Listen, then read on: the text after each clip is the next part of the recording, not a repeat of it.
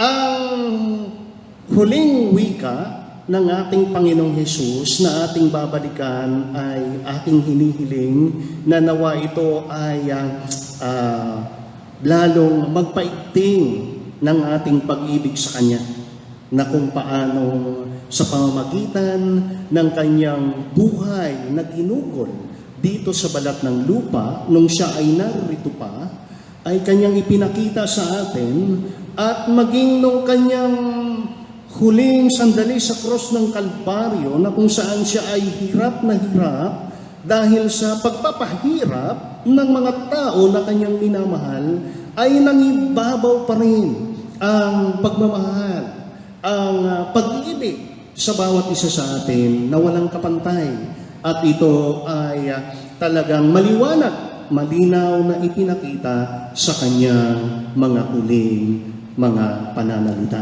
At ang unang huling salita ng ating Panginoon ay matatagpuan sa Lucas 23, 32 hanggang 34. Kung meron kayong mga Biblia, mga kapatid, ay mangyari na ako po ay samahan. Ang unang salita ng ating Panginoon ay alam na natin ang sabi niya, Father, forgive them for they do not know what they are doing. At ito ay ating makikita nga sa Lucas 23, ang talata ay 32 hanggang 34. Ang sabi dito ay ganito, may dinala pa silang dalawang salarin upang patayin kasama ni Jesus. Nang dumating sila sa dakong tinatawag na bungok, ipinako nila sa krus si Jesus. Ipinako rin ang dalawang salarin, isa sa gawing kanan at isa sa gawing kaliwa. Sinabi ni Jesus, Ama, patawarin mo sila, sapagkat hindi nila nalalaman ang kanilang ginagawa. Ito ang unang huling wika ng ating Panginoong Hesus. Ama, patawarin mo sila sapagkat hindi nila alam ang kanilang ginagawa. Dito ay ating makikita na sa huling sandali ng kanyang buhay ay wala siyang iniisip kundi ang kapakanan ng kanyang mga minamahal. Ang mga tao na kanyang pinuntahan dito upang iligtas sa kanilang mga kasalanan. Sila ay kanyang idinipensa sa Ama. Ang sabi niya, Ama, patawarin mo sila, hindi nila alam ang kanilang ginagawa. Hindi niya naisip ang kanyang sarili. Ang kanyang inisip ay ang mga tao na hindi nag-iisip ng patungkol sa kanya. Siya ay nagmamalasakit sa mga taong hindi nagmalasakit sa kanya. Hindi kumilala sa kanya, hindi nagmahal sa kanya. Dito, ating napatunayan na ang kanyang pag-ibig ay walang kondisyon. Mahal ka niya kahit hindi mo siya mahal. Minahal niya tayo kahit hindi pa natin siya minamahal. Siya ay naroon na noon pa mang una upang umunawa.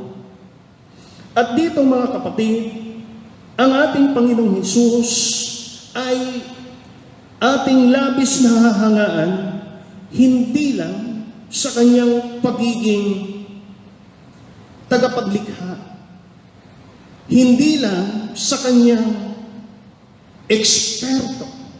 pagiging eksperto sa pagtuturo, kundi sa kanyang kahusayan sa paggawa ng kanyang mga itinuturo.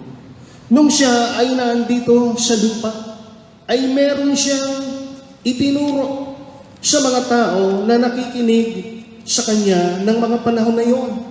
Makikita natin sa Mateo 5:38 hanggang 42, ang sabi ni Jesus dito, narinig ninyo na sinabi, mata sa mata at ngipin sa ngipin.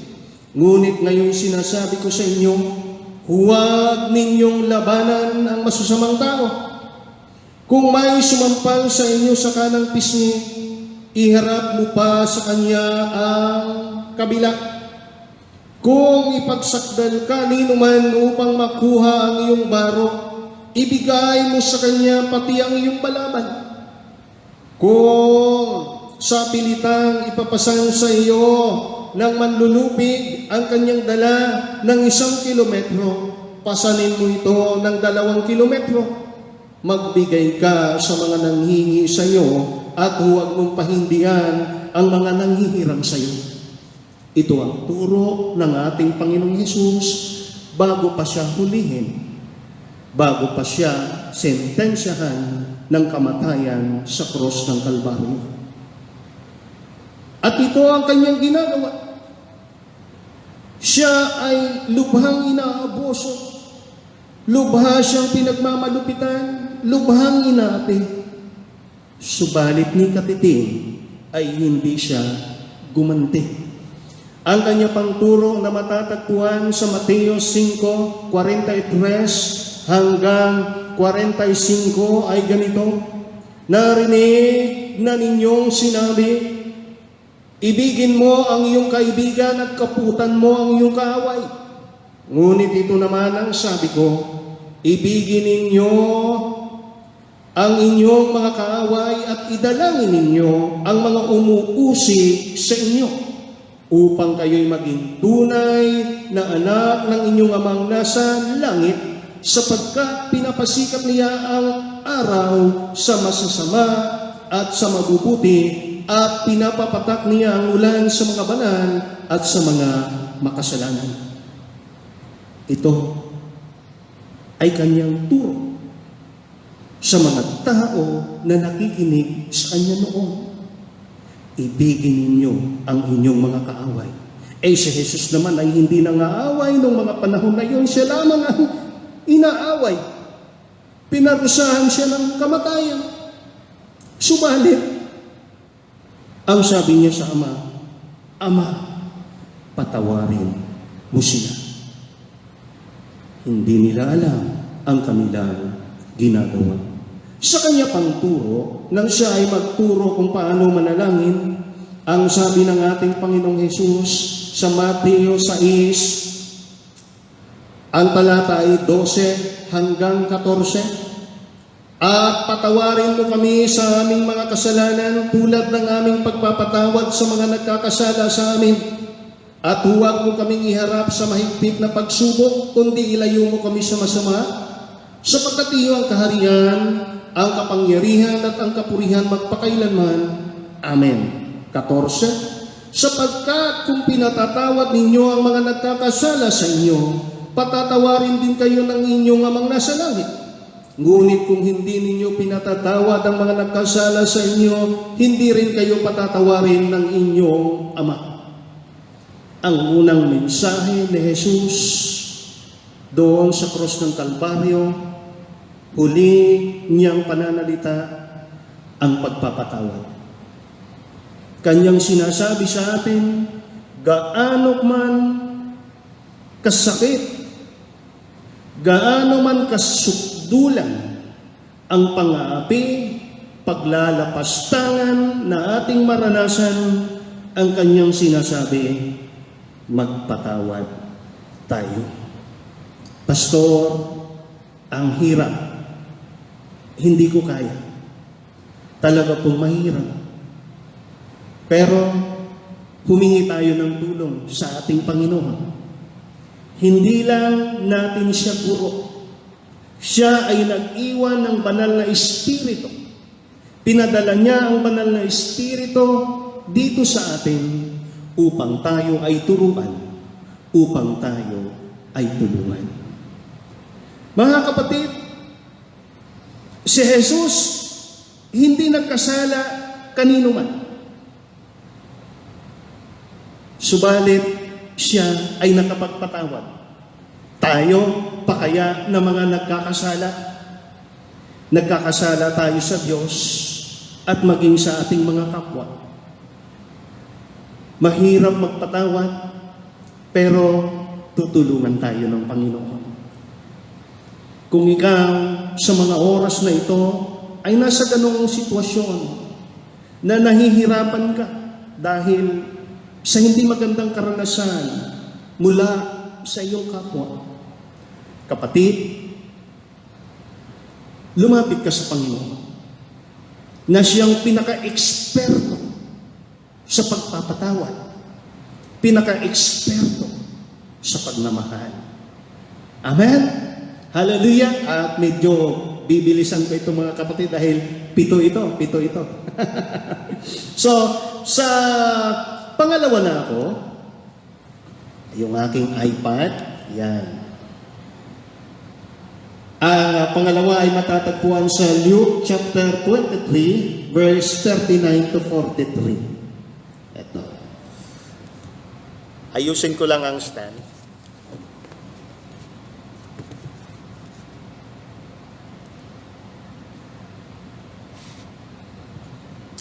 Hallelujah. Balik po tayo sa aklat ng Lucas, mga kapatid. Medyo alanganin ako pag nakaupo. Mabuti pa sana kung ako ay tumayo na lang kanina. Luke chapter 23, verse 39 to 43. Verse 39 to 43. Tinuya siya ng isa sa mga salaring nakabitin at ang sabi, "Hindi ba ikaw ang Mesiyas? Iligtas mo ang iyong sarili, pati na kami." Ngunit pinagsabihan siya ng kanyang kasama, "Hindi ka ba natatakot sa Diyos? Ikaw may pinarurusahan tulad niya. Matuwid lamang na tayo'y parusahan ng ganito dahil sa ating mga ginawa, ngunit ang taong ito'y walang ginawang masama." At sinabi niya, "Jesus, alalahanin mo ako kapag naghahari ka na." Sumagot si Jesus, "Sinasabi ko sa iyo, ngayon din isasama kita sa paraiso. Truly, I say to you, today you will be with me in paradise." Hallelujah. Ito mga kapatid, habang si Jesus ay nandoon, nagdadasal sa kanyang ama, "Ama, patawarin mo sila sapagkat hindi nila alam ang kanilang ginagawa." May dalawa na nakakarinig sa kanya sa kanyang tabi. Ang isa ay sa kaliwa, ang isa ay sa kanan.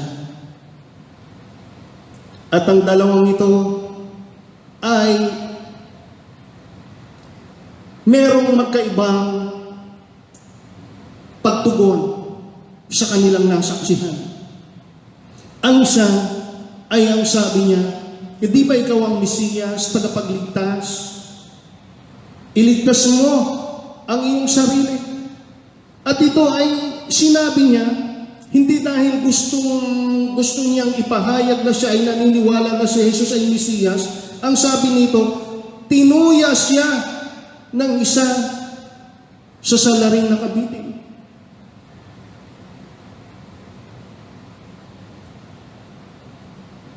Eto, mga kapatid, ang isang makasalanan na kagaya natin, nasa tabi niya ang tagapagligtas, subalit hindi niya kinilala, bagkus ay tinuya. Samantalang itong isa ay sinaway siya. Hindi ka pa nangingilabot, ika, sa iyong ginagawa. Matuwid lamang na tayo'y parusahan ng ganito sapagkat tayo nagkasala. Subalit ang taong ito ay hindi gumawa ng anumang masama. Opo, tayo ay naniniwala na si Jesus ay tao sapagkat sa ating paniniwala, si Jesus ay may dalawang kalikasan.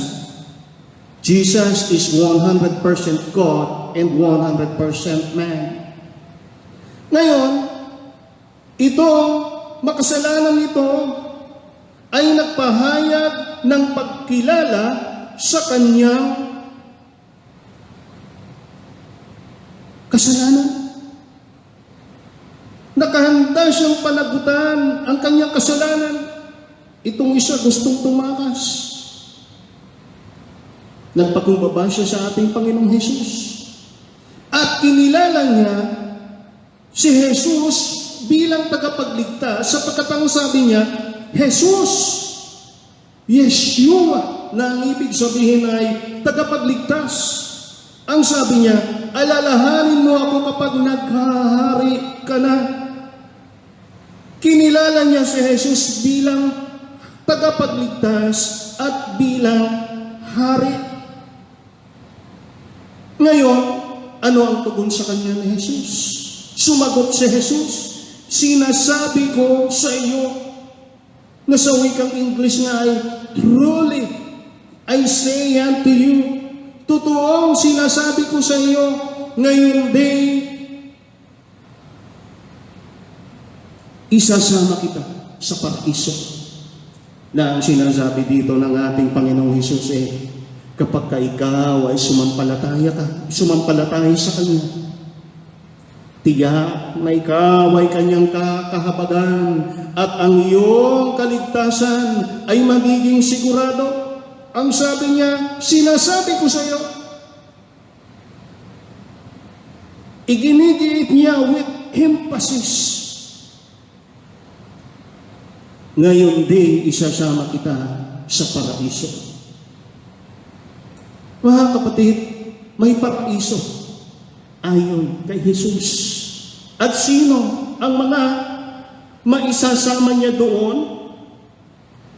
Yung mga kumikilala, yung mga sumasampalataya sa Kanya, yung mga nagpapakumbaba, yung mga kumikilala na sila ay nagkamali at nagkasala, humingi ng kapatawaran sa Kanya. Mga kapatid, ang kriminal na ito ay hindi pinakawalan ang pagkakataon na meron siya. Totoong siya ay naging masama.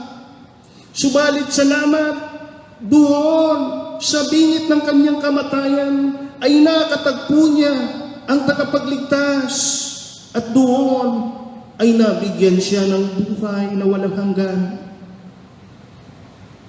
Mga kapatid, sa mga pagkakataon na ibinibigay sa atin ng Panginoon, huwag tayong magpatumpik-tumpik pa. Samantalahin kaagad natin na tanggapin ang inaalok niyang kaligtasan. Mga kapatid, itong naligtas na makasalanan ito doon sa cross ng Kalbaryo ay hindi na nakapaglingkod sa Panginoon sapagkat siya ay namatay na nga. Subalit ako'y naniniwala kung ito ay nabigyan ng pagkakataon, ito'y maglilingkod. Tayo, matapos tayong tumanggap sa Kanya bilang pagpapahayag ng pagsasampalataya sa Kanya, ay automatic yun na tayo ay magiging mga tagasunod niya, followers, disciples, ang mga tao na kinahabagan ng Diyos at iniligtas, binigyan ng kasiguraduhan patungkol sa buhay na walang hanggan, ay Kanyang hinanap, tinawag at pinili upang Kanyang maging mga tagasunod, upang Kanyang maging mga tagapaglingkod. Hallelujah! Kaya tayo ngayon na mga magkakapatid sa ating Panginoon ay ginagawa natin ang lahat ng ating makakaya upang sundin ang Kanyang mga salita, upang sundin ang banal na Espiritu na umuudyok sa atin. Sapagkat, kapatid, nung tayo sumampalataya sa Kanya, ang Panginoong Hesus ay nagsabi sa atin, "Sinasabi ko sa iyo, isasama kita sa paraiso." Pero wag muna ngayon. Amen? Wag muna ngayon. Oh? May panahon si Lord dyan kung kailan niya tayo isasama doon sa Kanyang paraiso, pero ang sigurado ay dadalhin niya tayo doon. Hallelujah. Amen. Praise the Lord. Kaya, ang sabi ng Efeso 2:8 hanggang 10, Efeso 2:8 hanggang 10, sapagkat ang kaligtasan ay by grace, through faith. Ephesians chapter 2, verse 8 to 10, ang sabi ng Apostol Pablo dito ay ganito, "Dahil sa kagandahang loob ng Diyos ay naligtas kayo sa pamamagitan ng inyong pananalig kay Kristo, at ang kaligtasan ito ay kaloob ng Diyos, hindi mula sa inyo. Hindi ito dahil sa inyong mga gawa, kaya't walang dapat ipagmalaki ang sino man. Tayo'y Kanyang nilalang, nilikha sa pamamagitan ni Kristo Jesus upang iukol natin ang ating buhay sa paggawa ng mabuti na itinalaga na ng Diyos para sa atin noon pa mang una." Lahat ng tao ay itinalaga ng Diyos sa paggawa ng mabuti, subalit nagkaligaw-ligaw. Ginawa nating hari ang ating mga sarili at tayo ang nagpasya kung ano ang ating gagawin. Nang tayo ay sumampalataya kay Kristo, siya ang ginawa nating hari. Ibinaba natin sa trono ang ating mga sarili at tayo ay sumunod sa Kanya. Amen?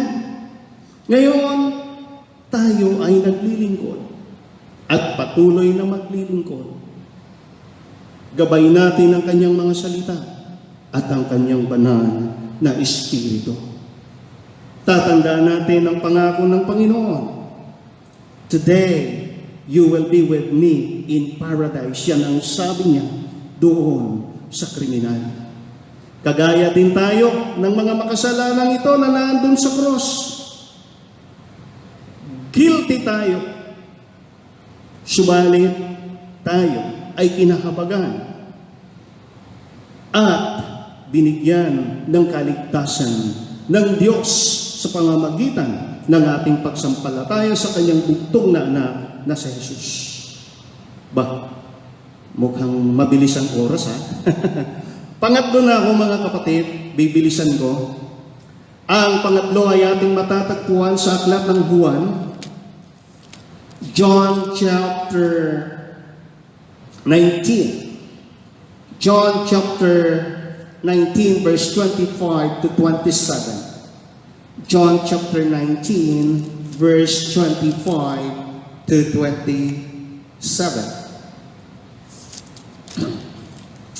Ang sabi dito, nakatayo sa tabi ng cross ni Jesus ang kanyang ina at ang kapatid na babae nitong si Maria na asawa ni Cleopas.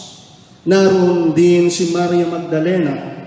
Nang makita ni Jesus ang kanyang ina at ang minamahal niyang alagad sa tabi nito, kanyang sinabi, "Ginang, narito ang iyong anak."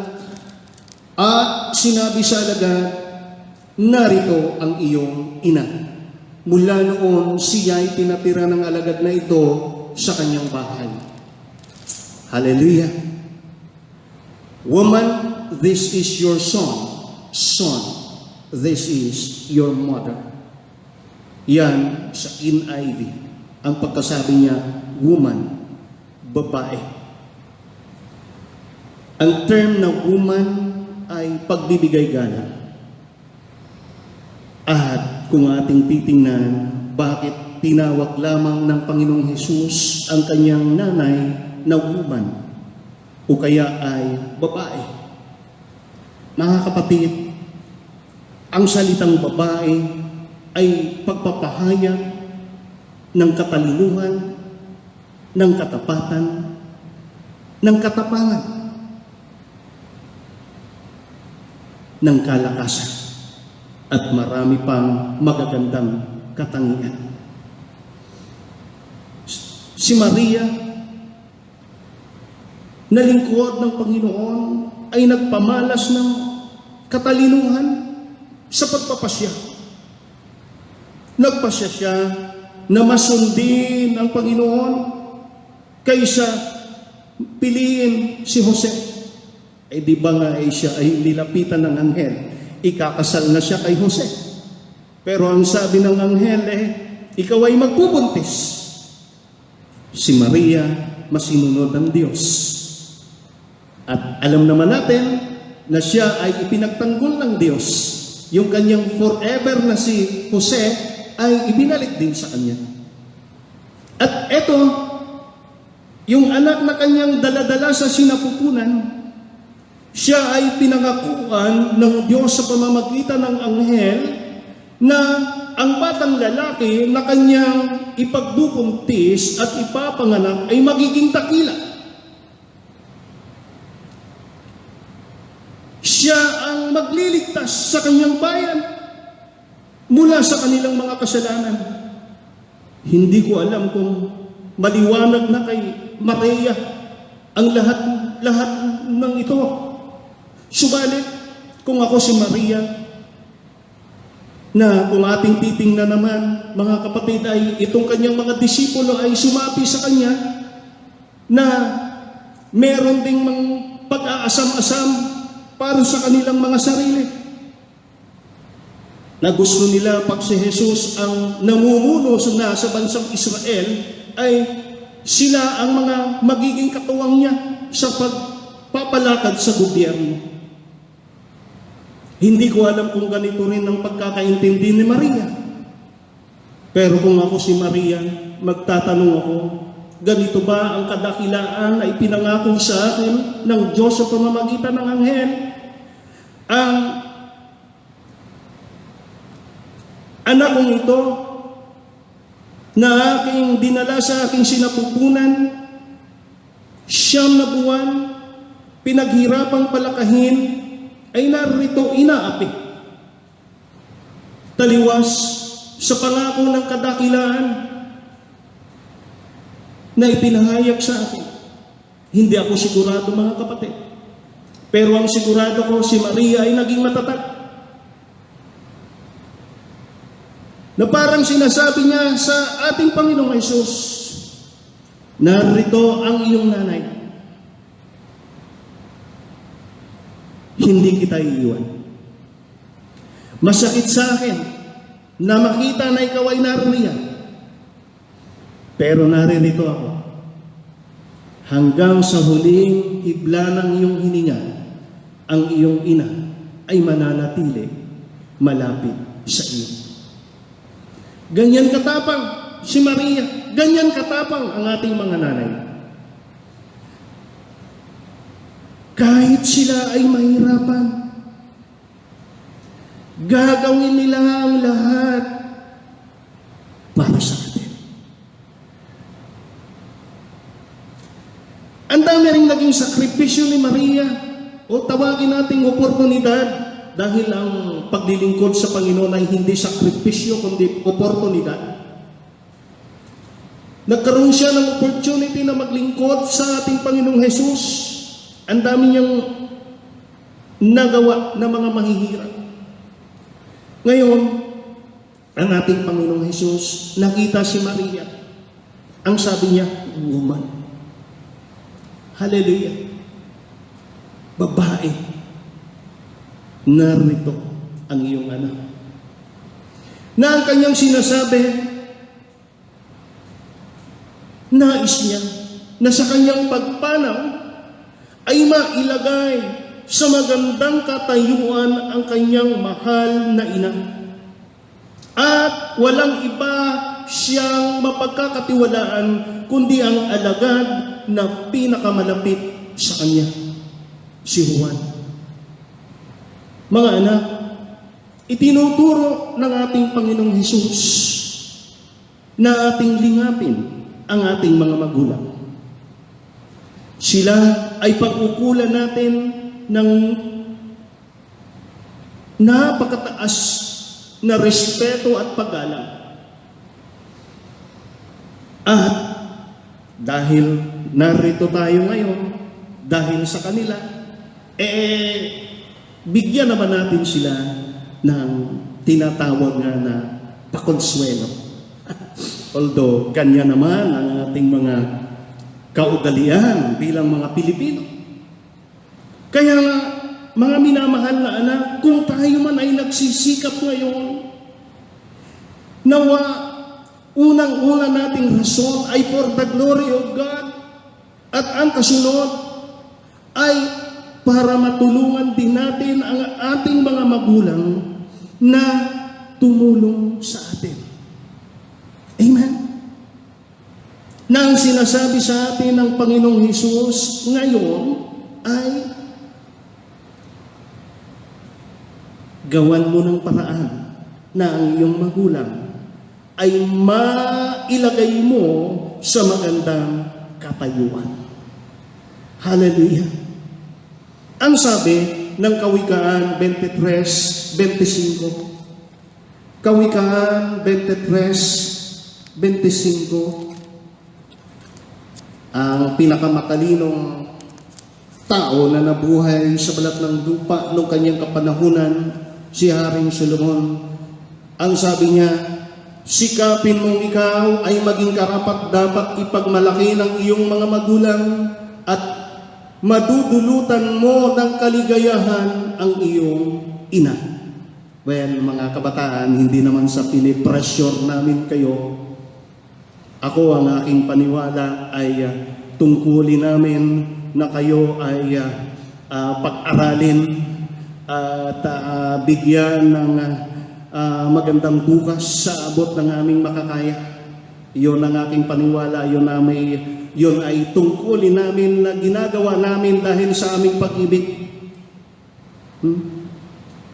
Subalit, kung kayo ay gaganti sa inyong mga magulang, magre-responde, ang mga magulang ay lubhang matutuwa, lubhang maliligayahan.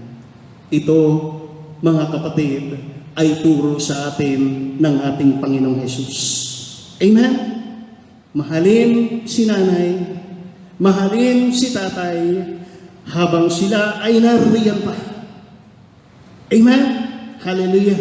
Well, pupunta na ako sa pang-apat. Ang sabi dito ng ating Panginoon sa Mateo 27:45 hanggang 49. Mateo 27.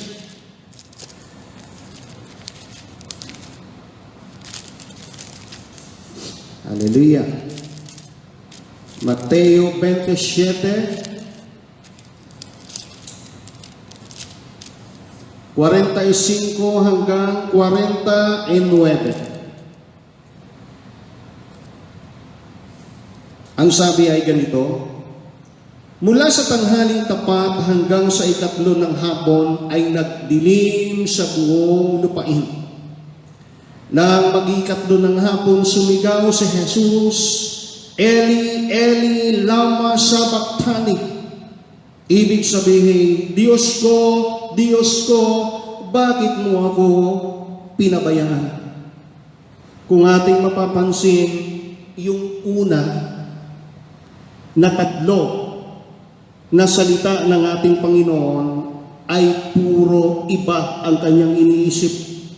Una, yung mga tao, Ama, patawarin mo sila, hindi nila alam ang kanilang ginagawa. Pangalawa, yung kriminal na ipinapos sa krus, ang sabi niya, truly I say to you today, you will be with me in paradise. Pangatlo, si Maria, inihabilin niya sa kanyang mahal na alagad.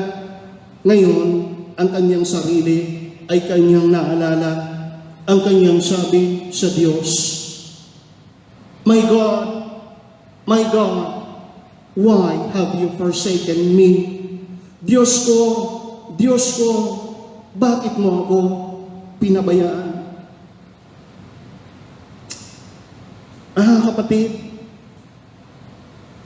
laging magkasama ang Diyos Anak at Diyos Ama. Ang sabi ng John 1:1, "In the beginning was the Word, and the Word was with God, and the Word was God." Lagi silang magkasama mula pa sa simula. Subalit sa pagkakataong ito, ang anak ay pinabayaan ng Ama.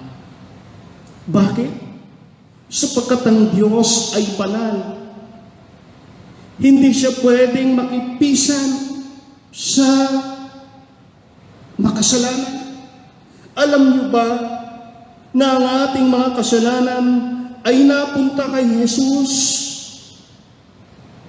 Wala siyang kasalanan, subalit lahat ng ating mga kasalanan ay kanyang inako. Tingnan natin ang sinasabi ng 2 Corinthians chapter 5, verse 21. 2 Corinthians chapter 5, verse 21. Ang sabi ni Apostol Pablo ay ganito, Hindi nagkasala si Kristo, ngunit dahil sa atin, siya ay ipinilang na makasalanan upang mapag-isa tayo sa Kanya at mapabanal sa harapan ng Diyos sa pamamagitan niya. Hallelujah! Upang tayo ay mapabanal sa harapan ng Diyos, si Jesus ay tinanggap lahat ng karumihan. Nung siya ay naroon sa tuktok ng krus, dala niya ang kasalanan ng buong sanlibutan. Kaya ang Ama, hindi siya pwedeng tulungan. Mga kapatid, iyon ang nangyari sa ating Panginoon Jesus. Ang kanyang nilikha na mga tao ay kinasuklaman siya. May mga nagmahal, pero nagsitakbuhan din. Si alagad lang na si Juan at si Maria at yung mga ibang mga babae ang hindi lumayo sa kanya, nanatiling tumindig sa kanya. Napakasakit ng kanyang nararamdaman noong mga panahon na iyon. Pinabayaan siya ng kanyang Ama. Pero kinaya niya yun para tayo ay malingap ng Diyos na kataas-taasan, ng Diyos nating Ama. Panglima, siya ay sumigaw sa John chapter 19 verse 28 to 29. John chapter 19 verse 28 to 29. Nakatayo sa tabi ng cross na Jesus ang kanyang ina at mga kapatid na babae nitong si Maria. Okay. Sige. Mali ang sulat ko. Diyan. Yan.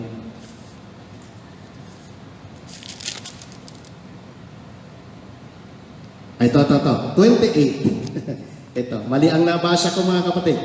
Pagkatapos nito, alam na Jesus na naganap na ang lahat ng bagay at bilang katuparan ng kasulatan ay sinabi niya na uuhaw ako.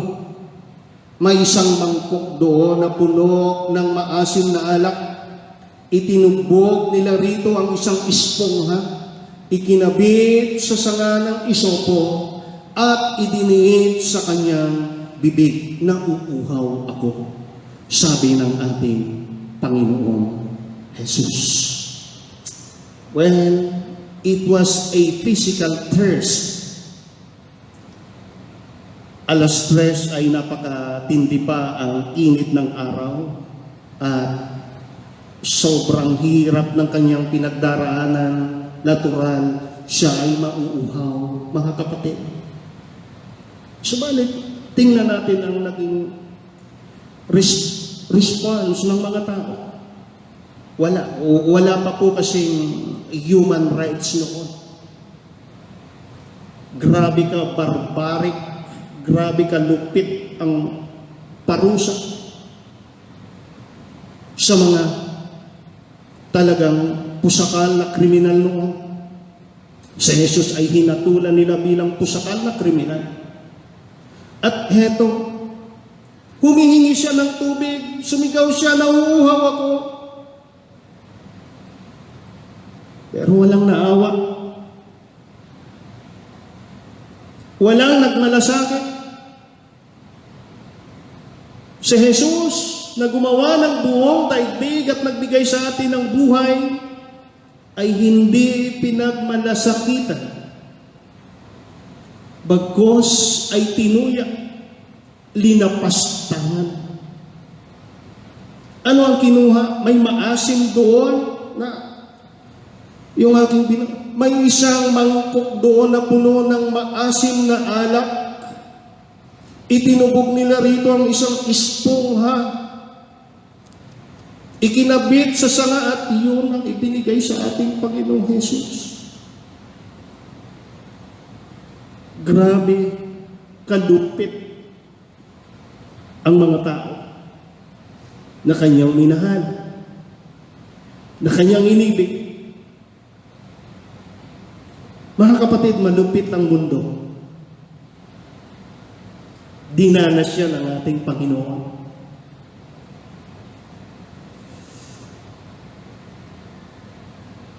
Hallelujah. Pero, anong nangyari? Ang Panginoong Jesus nagpatuloy. Hindi niya ginamit ang kanyang kapangyarihan. Ang sabi niya sa John chapter 10, walang makakakuha sa buhay na taglay niya malibang ibigay niya. Hindi siya naroon sa cross dahil hindi niya kayang lumaban. Naroon siya dahil kusa niyang ibinigay ang kanyang sarili. Nagpatuloy siya sa pagbibigay ng kanyang sarili, sa pag-alay ng kanyang sarili. Hindi niya ginamit ang kanyang kapangyarihan, hindi siya nagtawag ng mga anghel at ipalipol ang lahat ng tao. Nagpatuloy siya sa pagmamahal. Nagpatuloy siya sa kanyang misyon ng pagliligtas. Ngayon, nung naandito siya sa lupa, meron siya itinuro na anya, ito ang pinakamahalagang utos. Ito ang summary ng 10 Commandments. Ang sabi niya sa Mark chapter 12 verse 30 to 31, ibigin mo ang Panginoon mong Diyos ng buong puso, ng buong kaluluwa, ng buong pag-iisip at ng buong lakas. Ito naman ang pangalawa, ibigin mo ang iyong kapwa gaya ng iyong sarili. Wala nang hihigit pa sa mga ito. Ang sabi niya, ito ang pinakamahalagang utos. Iniutos niya, ibigin mo ang iyong Diyos. Subalit sa mga panahong ito, wala siyang naramdaman ni katiting na pag-ibig sa Diyos ng sino mang tao. Puot sa Diyos ang kanilang ipinadama kay Kristo. Pero kinaya ng ating Panginoon na ituloy ang kanyang misyon ng pagliligtas. Grabe, kahit man lang sana siya ay pinakitaan bilang kapwa-tao, wala. Ganun pa man ang ating Panginoong Hesus ay may babala. Pagdating ng huling araw sa Mateo 25, Ang talata ay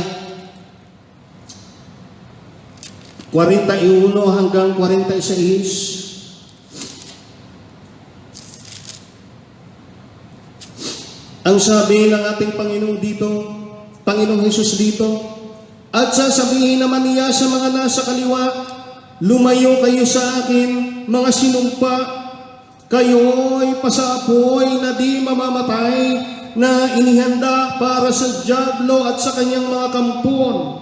Sapagkat ako'y nagutom at hindi ninyo pinakain, nauhaw at hindi ninyo pinainom.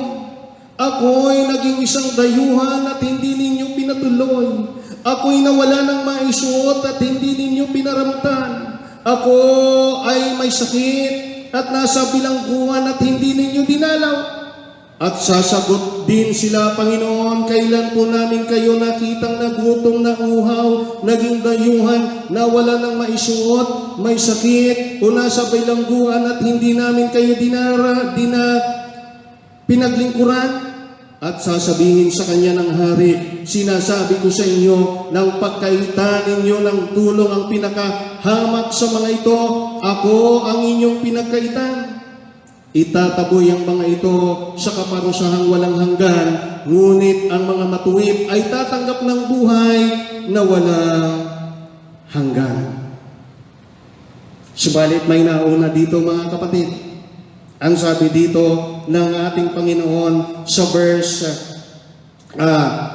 34, doon naman sa mga gumawa ng mabuti at sumunod sa Kanya. At sasabihin ng hari sa mga nasa kanan, hali kayo mga pinagpala ng aking Ama, pumasok na kayo at manirahan sa kahariang inihanda para sa inyo mula pa ng likhain ng sanlibutan.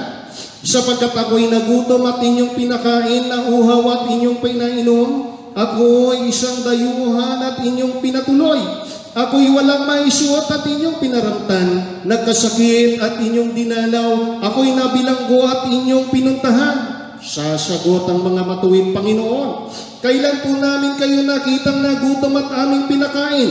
Uhaw at aming pinainom? Kailan po kayo naging dayuhan at aming pinatuloy? O kaya'y walang maisuot at aming pinaramtan? At kailan po namin kayo nakitang may sakit o nasa bilangguan at aming dinalaw? Sasabihin ng hari, sinasabi ko sa inyo, nang gawin ninyo ito sa pinakahamak sa mga kapatid kong ito ay sa akin ninyo ginawa. Hallelujah! Mga kapatid, ang sinasabi ng ating Panginoong Hesus, kahit wala siya dito sa lupa, ang pagmamalasakit natin sa ating kapwa ay sa Kanya natin ginagawa. Amen? Pastor, hindi ako mayaman. Huwag na nating hintayin na tayo'y managana pa. Kung tayo inuudyo ka ng banal na Espiritu na tumulong, gawin natin ito ng bukal sa kalooban. Mga kapatid, ng mga panahon na yun, ang Panginoong Hesus ay labis na nauhaw. Ako'y naniniwala hindi lamang siya sa pisikal na tubig na uhaw.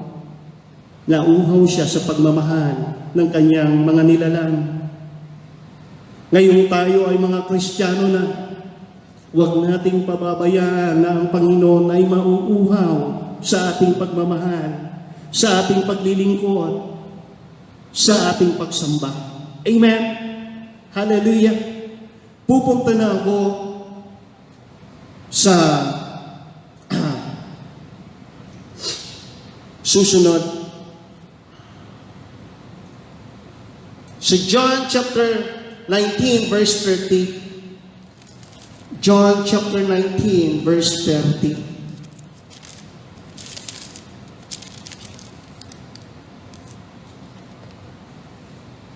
John chapter 19 verse 30. Ang sabi dito, nang masipsip ni Jesus ang alak na ang alak ay kanyang sinabi, naganap na. Iniyukayok niya ang kanyang ulo at nalagot ang kanyang hininga. It is finished. Hallelujah. Ito ay deklarasyon ng kumpletong pagtatagumpay sa misyon na kanya tinanggap mula sa kanyang ama. Tinapos niya ang gawain ng pagliligtas. Mga kapatid, sa Genesis chapter 3, 20 to 21 pa lamang, ay ipinahiwatig na ang tanging paraan para ang tao ay hindi maging kahiya-hiya sa paningin ng Diyos ay ang pagsakripisyo ng buhay. Nung si Adan at si Eva ay magkasala, sila ay nagtahi ng mga dahon.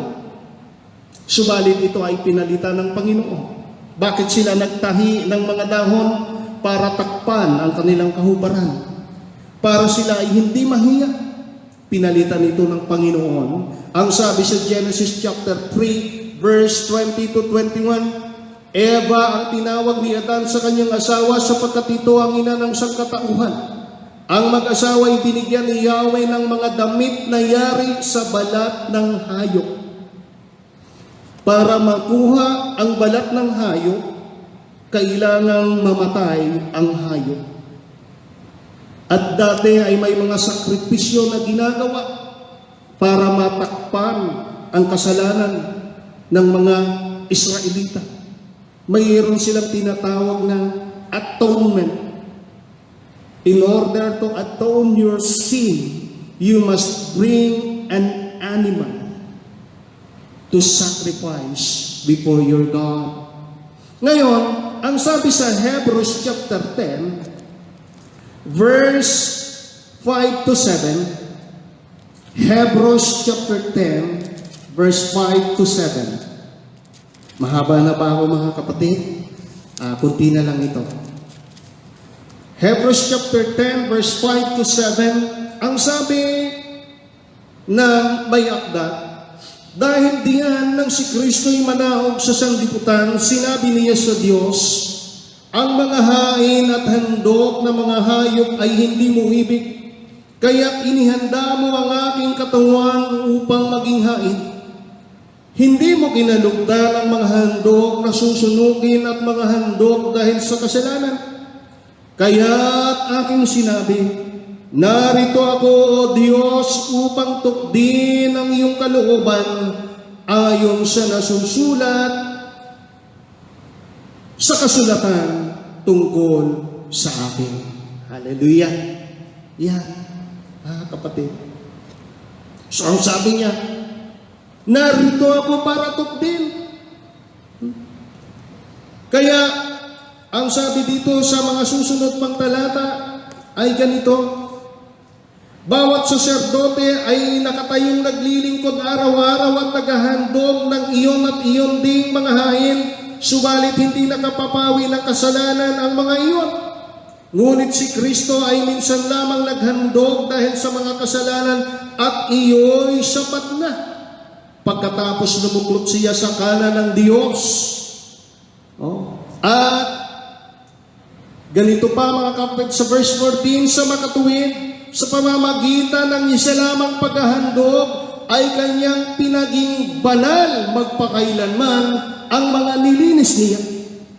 Iyon. Ang mga sasampalataya sa kanya ay kanyang pinaging banal minsan at magpakailanman. Tinapos na ng ating Panginoong Hesus ang suliranin tungkol sa kabayaran ng ating mga kasalanan. Sabi niya, it is finished. Maliligtas na ang mga tao na sasampalataya sa atin. Kaya ang sabi ng Romans chapter 5 verse 12, Romans chapter 5 verse 12,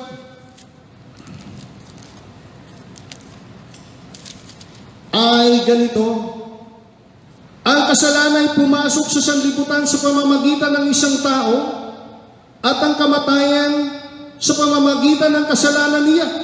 Dahil dito lumaganap ang kamatayan sa lahat ng tao sapagkat ang lahat ng tao ay nakasala. Verse 17, sa pamamagitan ng isang tao, si Adan, naghari ang kamatayan dahil sa kanyang kasalanan. ngunit sa pamamagitan din ng isang tao, si Jesucristo, higit ang kinamtan ng mga kinahabagan ng sagana at pinawalang sala. Sila'y maghahari sa buhay, kay laki ng kahigtan ng pagpapalang ito kaysa kasawiang iyon. Kaya, kung paanong nagbunga ng kaparusahan sa lahat ang kasalanan ng isang tao, ang pagkamatuwid naman ng isang tao ay nagdulot ng kapatawaran at buhay sa lahat. Sapagkat sa pagsuway ng isang tao ay marami ang naging makasalanan, gayon din naman marami ang pawawalang sala sa pagsunod ng isang tao. Hallelujah! Ito ang tinapos ni Jesus Christ. Si Adan, nang siya ay nakasala, lahat ng tao ay parurusahan. Subalit si Kristo, nang siya ay dumating at tubusin tayo sa pagkakasala, hindi lahat ay mapaparusahan doon sa impyerno. Ang sabi niya, lahat ng sasampalataya sa Kanya ay hindi mapapahamak. So, ang Kanyang sabi, it is finished. Ang pagliligtas ay tinapos na ng Panginoon. Hindi ka maliligtas dahil sa iyong mabubuting gawa. Maliligtas ka dahil kay Kristo na tumubos sa iyong mga kasalanan. Subalit ang mga mabubuting gawa na iyong ginagawa ay patunay, ebidensya na ikaw ay binago na ng Panginoon. At ang pagbabago na yan ay ebidensya na ikaw ay mananampalataya ng Panginoon. Amen? Hallelujah! So, panghuli na ako mga kapatid. Ang sabi niya sa Luke chapter 23, Luke chapter 23,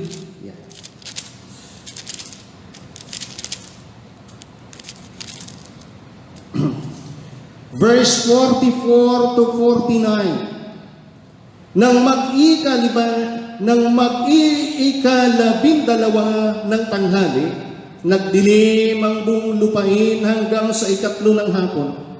Nawala ng liwanag ang araw at ang tabing ng templo'y napunit sa gitna. Sumigaw ng malakas si Jesus, Ama, sa mga kamay mo'y ipinagtatagubilin ko ang aking espiritu. At pagkasabi nito, nalagot ang kanyang hininga. Nang makita ng kapitan ang nangyari, siya ay nagpuri sa Diyos. Tunay ngang matuwid ang taong ito, sabi niya. Ang nangyaring ito ay nakita ng lahat ng taong nagkakatipon at nagmamasid, at umuwi silang dinadagukan ang kanilang dibdib. Nakatayo naman sa di kalayuan ang mga kaibigan ni Jesus, pati ang mga babaeng sumunod sa kanya mula sa Galilea, at nakita rin nila ang mga bagay na ito. Father, into your hands I commit my spirit.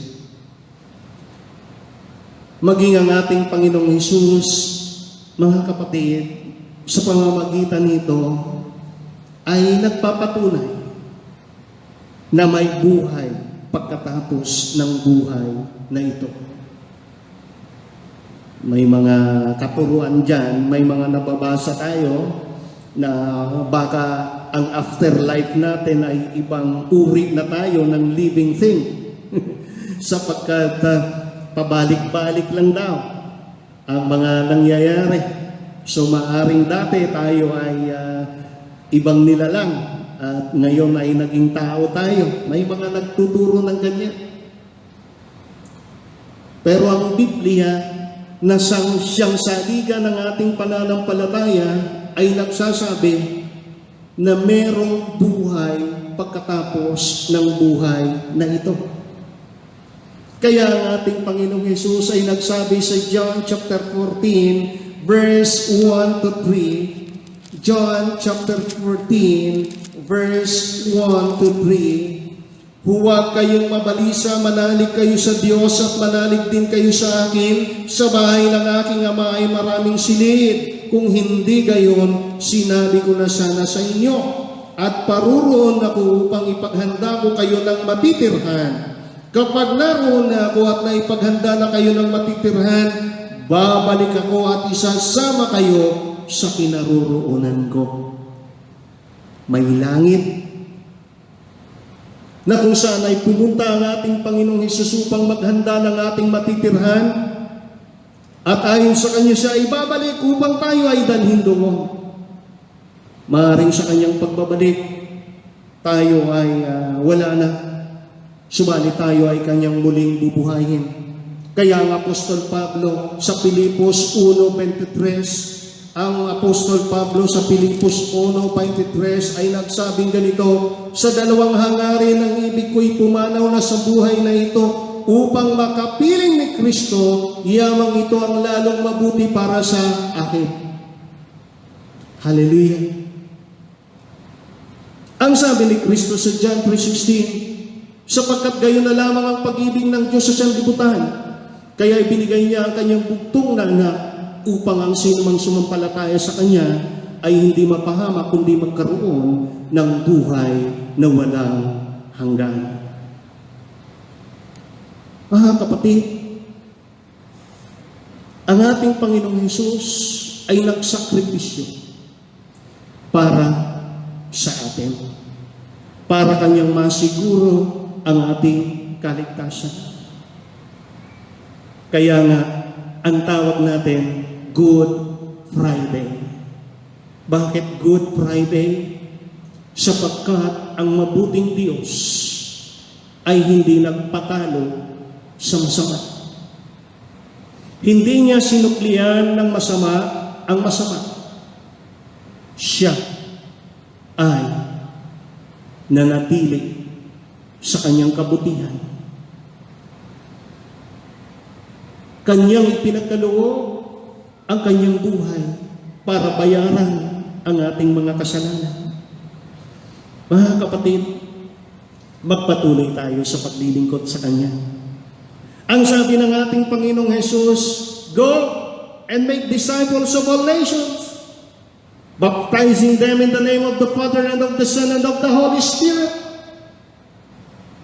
Amen. Teaching them to obey everything that I have commanded you.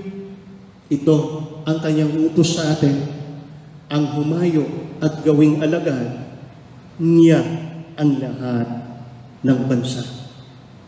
Kaya, kung ikaw, kapatid, na nanonood sa akin, kung meron mang nakakapanood na hindi pa nakakatiyak ng kaligtasan, lumapit ka sa Panginoong Hesus.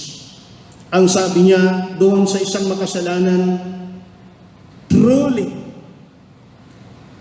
I say unto you, today you will be with me in paradise.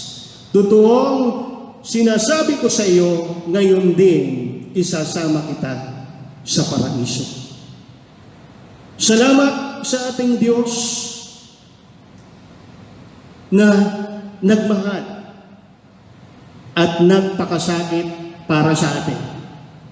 Ngayong tayo ay Kanyang mga mananampalataya, tayo ay Kanyang tinawag upang maglingkod sa Kanya. Ang sabi niya, make disciples. Ano ang ibig sabihin ng disciples? Followers. Amen? Servants of Jesus Christ. Hallelujah. Kapatid, ang sinimulan ni Kristo, ituloy natin. Ano ang ating misyon sa buhay? To glorify God. Ano ang misyon natin sa kaharian ng Panginoon? To make disciples. Hallelujah. Pagpalain ka ng Panginoon, tatandaan mo, kapatid, ang Diyos na si Jesus ay bumaba dito sa lupa upang ang kasalanan ko at kasalanan mo ay Kanyang bayaran, sapagkat tayo ay Kanyang pinakaiibig, Kanyang pinakamamahal. Gaya ng Kanyang sabi, ang Kanyang pinakamahalagang utos, ibigin mo ang Panginoon mong Diyos ng buong puso, ng buong kaluluwa, ng buong pag-iisip at ng buong lakas.